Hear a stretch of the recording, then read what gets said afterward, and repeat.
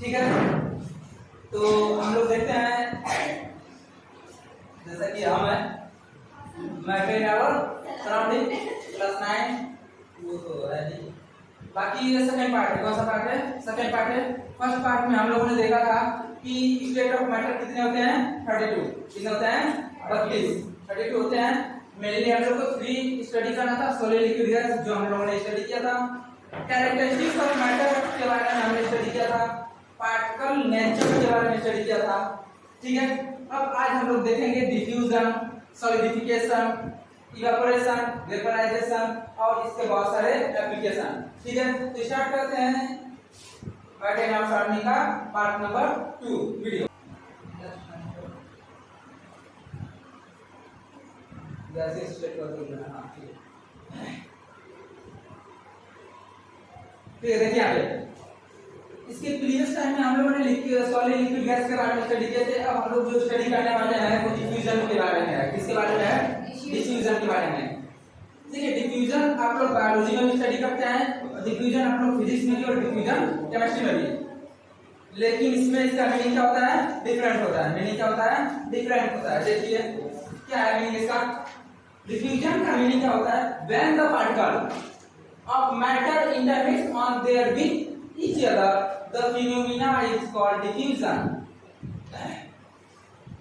दो पार्टिकल को या दो मैटर को आपस में क्या करेंगे? इंटरमिक्स करेंगे। क्या करेंगे? इंटरमिक्स करेंगे तो नया कंपाउंड बन जाएगा। क्या बन जाएगा? नया कंपाउंड या नया पार्टिकल बनकर तैयार हो जाएगा।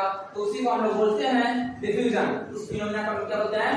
डिफ्यूजन। जैसे spreading of ink in water, water और इंक को आपस में मिला देना, स्प्रेड कर देना। क्या कर देना? स्प्रेड। ठीक है। ये क्या है? डिफ्यूजन के बारे में। ये डिफ्यूजन के प्रॉपर्टीज बोल सकते हैं या डेफिनेशन, अदर डेफिनेशन बोल सकते हैं या एप्लीकेशन भी बोल सकते हैं इसको। देखिए क्या लिखा है? During diffusion the particle occupy the inter particle space. Inter particle space का मीनिंग क्या होता है? बाद में लिखिएगा। ड्यूरिंग डिफ्यूजन में इंटर पार्टिकल जो बीच में स्पेस होता है, जो बीच में क्या होता है? स्पेस होता है। जैसे हम लोग जैसे हाथ को कवर करते हैं तो इसके बीच में क्या बनता है? जो स्पेस बनते हैं, जो के बीच में क्या बनते हैं? जो स्पेस से दिखाई दे रहा है, जो स्पेस बनते हैं। तो मान लीजिए कि ये एक टाइप का मैटर है और ये जो सेकंड टाइप का मैटर है जो इसमें आके ऑक्युपाई हो जाता है। क्या होता है? ऑक्युपाई होता है। तो उसके बीच में जितने भी खाली जगह होते हैं वो सब खाली जगह क्या होते हैं? फिल हो जाते हैं, मतलब भर के। तो देखिए ये क्या है? The rate of diffusion increase with an increase in temperature due to increase in the kinetic energy of the particle. ये important point है। क्यों? जो डिफ्यूजन का जो रेट है, डिफ्यूजन का क्या है? रेट है। अगर हम लोग टेम्परेचर इंक्रीज करते हैं, क्या इंक्रीज करते हैं? टेम्परेचर इंक्रीज करेंगे तो टेम्परेचर इंक्रीज करने के साथ साथ जो डिफ्यूजन का जो रेट होगा वो भी इंक्रीज होगा। जैसे कि अगर हम लोग रख देते हैं, कोई खाना बनाने के लिए रख देते हैं, दाल चावल की आपस में पानी, नमक, चावल, चीनी, हल्दी सब एक में डाल के क्या करते हैं? रख देते हैं। चावल बनाना है तो उसको हम लोग देंगे तो ज्यादा टाइम लगेगा। अगर कम गैस पे बनाएंगे, फ्लेम उसका कम करके बनाएंगे तो ज्यादा टाइम लगेगा। फ्लेम तेज करके बनाएंगे तो कम टाइम लगेगा। मतलब क्या हुआ कि अगर हम लोग जितना ज्यादा टेम्परेचर देंगे, जितना ज्यादा क्या देंगे? टेम्परेचर देंगे, उतना जल्दी डिफ्यूजन का प्रोसेस क्या होगा? कंप्लीट होगा। उतना जल्दी किसका प्रोसेस कंप्लीट होगा? डिफ्यूजन का। क्यों?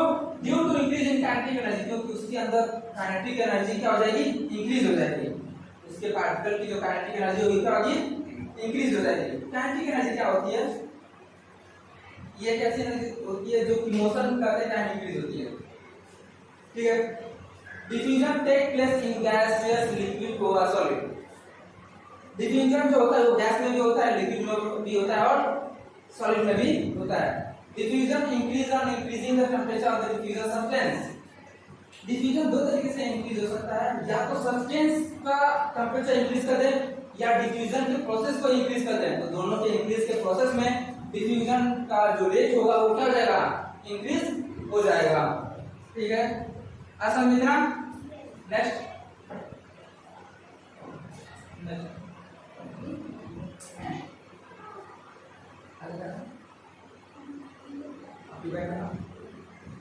हाँ देखिए अब हम लोग का न्यू टॉपिक स्टार्ट होने जा रहा है जिसका नाम क्या है?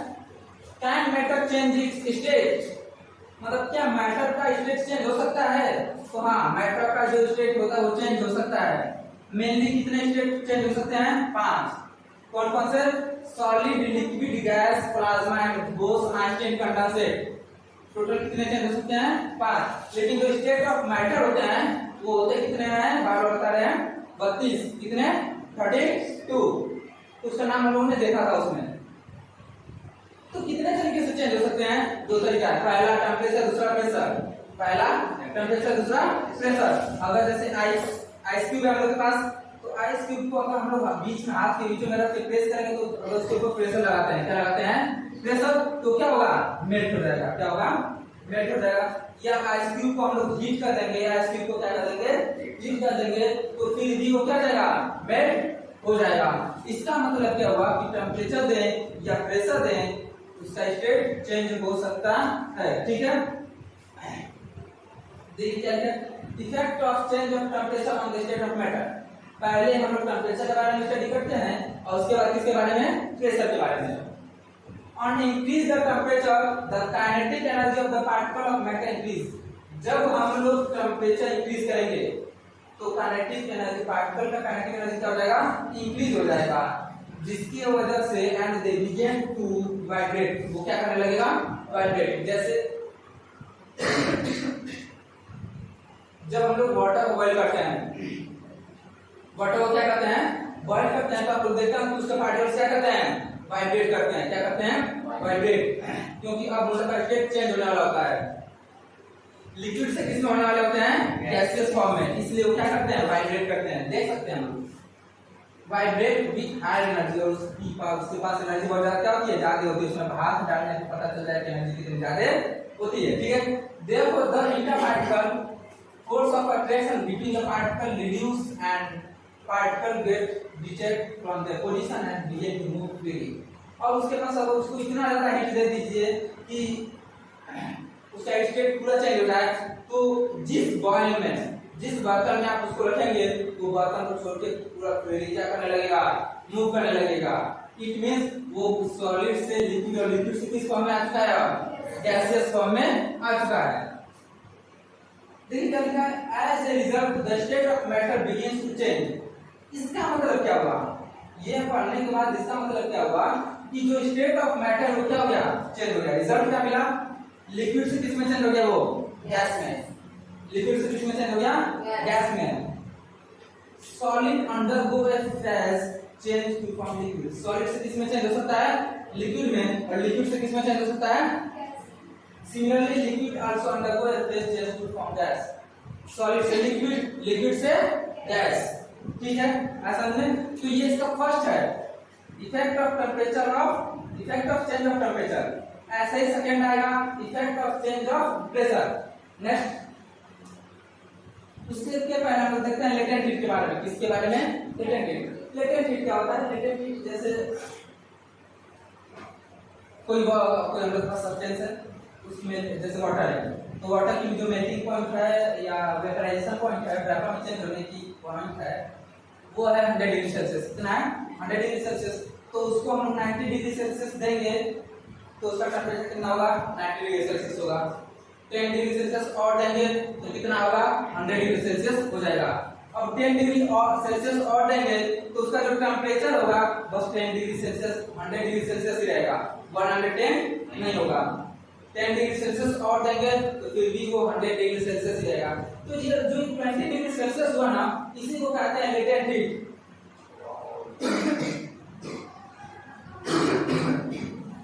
क्या कहते हैं? Latent heat. The heat energy, देखिए क्या लिखा है? The heat energy required to convert a solid into a liquid or vapor or a liquid into vapor without, simple क्या कह रहा है? वो हीट, क्या चीज? वो हीट एनर्जी रिक्वायर चाहिए सॉलिड से किस में चलाने के लिए? लिक्विड में या वेपर में। सॉलिड से डायरेक्ट वेपर में चेंज हो सकता है, जिसको अभी आप लोग देखेंगे आगे, सॉलिडिफिकेशन।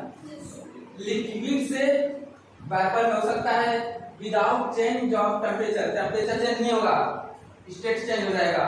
ठीक है, उसी को क्या बोलते हैं? लेटेंट हीट बोलते हैं। और लेटेंट हीट दो है, देखिए latent heat of fusion and latent heat of vaporisation. Fusion का मतलब क्या होता है?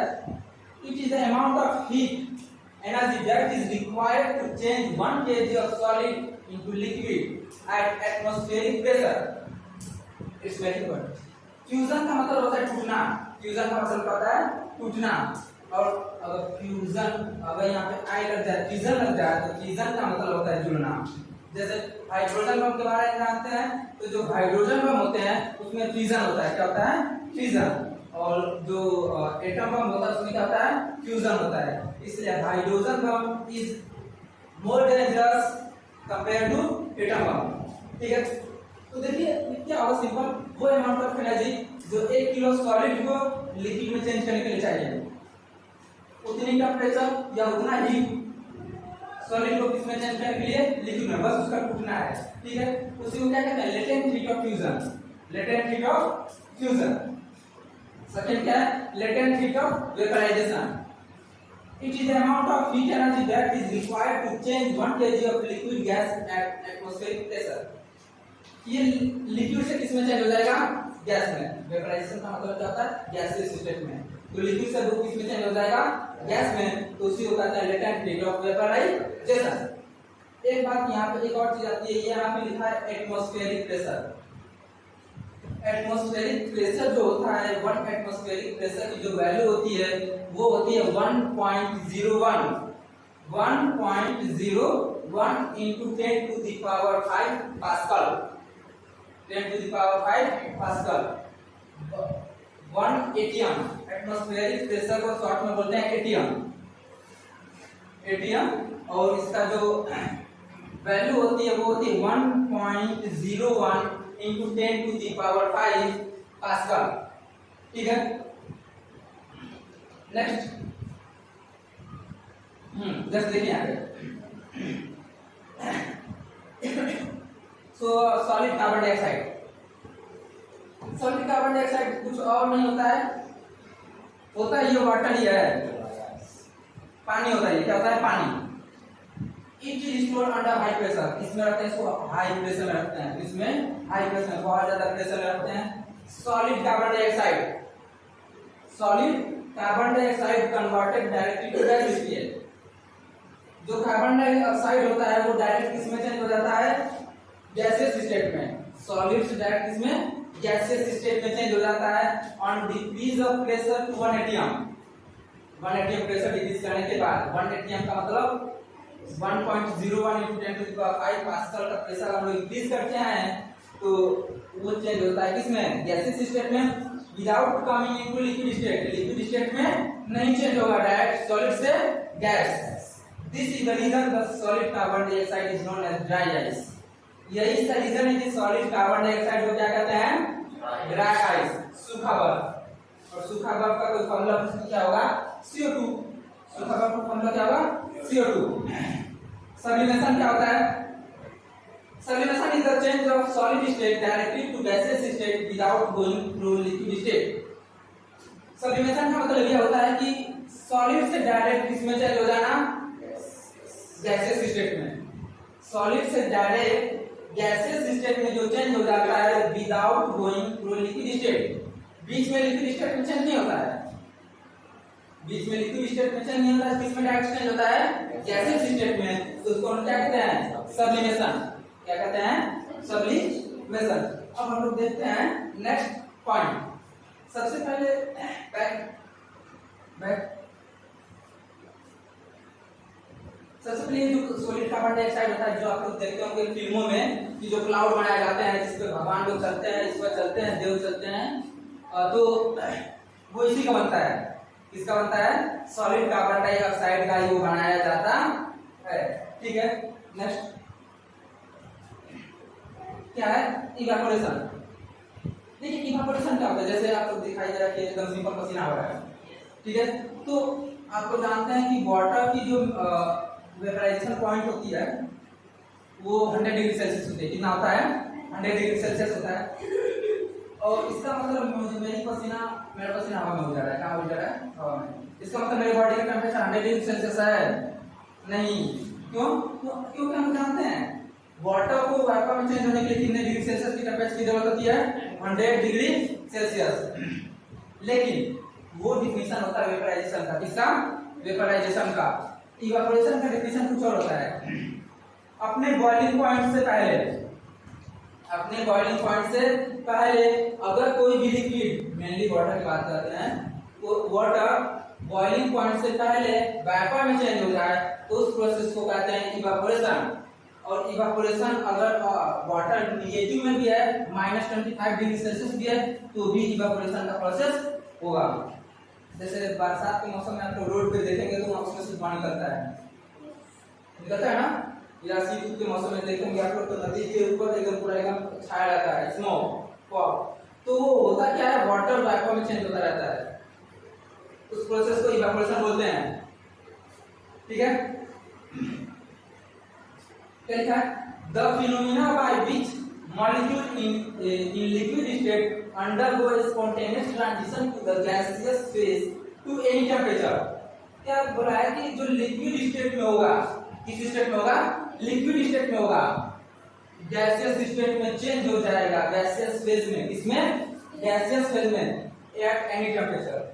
अगर यहाँ पे वेपराइजेशन का डिफिनेशन बोले तो एट 100 डिग्री सेल्सियस, लेकिन इवापोरेशन के लिए एट एनी टेंपरेचर, मतलब निगेटिव में रहेगा तो भी हो सकता है at any temperature below it's boiling point, boiling point से पहले भी और बाद में भी, मतलब जो नहीं कि वो बॉइल करना जरूरी है, उसके ऊपर भी वो इवापोरेट हो सकता है। नेक्स्ट पॉइंट क्या है? Evaporation is a surface phenomena. Evaporation कौन सी फिनोमेना होती है? Surface phenomena. इवापोरेशन हम लोग देखेंगे कि वो ऊपर से होता है, लेकिन जब पानी गर्म होता है तो कहां से होता है? नीचे से। तो वेपराइजेशन जो होती है वो बल्क फिनोमेना होती है, और इवापोरेशन जो होता है वो सरफेस फिनोमेना होता है। Particles from the surface gain enough energy to overcome force of attraction pressure in the liquid and change into the. होता क्या है कि ऊपर के जो लिक्विड होते हैं वो एनर्जी को एब्जॉर्ब करते हैं और हाई अमाउंट में एनर्जी को एब्जॉर्ब करते हैं। एनर्जी एब्जॉर्ब करने का क्या होता है? एब्जॉर्ब करते हैं, उसके बाद वो किसमें चेंज होने लगते हैं? इवापोरेट होने लगते हैं, उड़ने लगते हैं। Rate of evaporation depend upon the surface.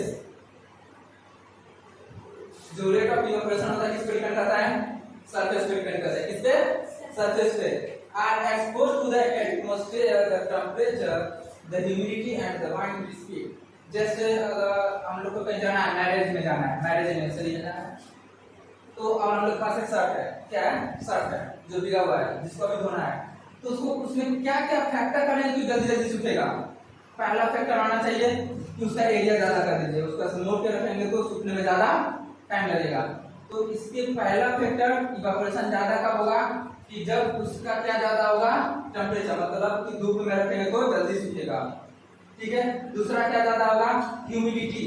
क्या ज्यादा होगा? ह्यूमिडिटी। ह्यूमिडिटी का मतलब क्या होता है? उमस जैसा होता है, उसको उसी बोलते हैं। एंड द वाइंड स्पीड, अगर हवा चलता रहे तो और जल्दी सूखेगा। और इसके साथ अपॉन द सरफेस, क्या चीज? सरफेस। अगर सब कुछ है, ह्यूमिडिटी भी है, वाइंड भी है, हवा की स्पीड भी और टेंपरेचर भी है, और उसको ऐसे मोड़ कर रख दिया तो जल्दी सूखेगा नहीं। उसका क्या करिए? सरफेस, मतलब उसका सरफेस एरिया क्या करिए? ज्यादा करिए, मतलब पसार दीजिए उसको। ठीक है, समझ में? अब इसके फैक्टर इफेक्टिंग देखते हैं। नेक्स्ट करना ये एप्लीकेशन। फैक्टर इफेक्टिंग नहीं देखिए, temperature, surface area, humidity, wind speed. The rate of evaporation increase with an increase in temperature. जितना ज्यादा टेंपरेचर देंगे, जितना ज्यादा क्या देंगे?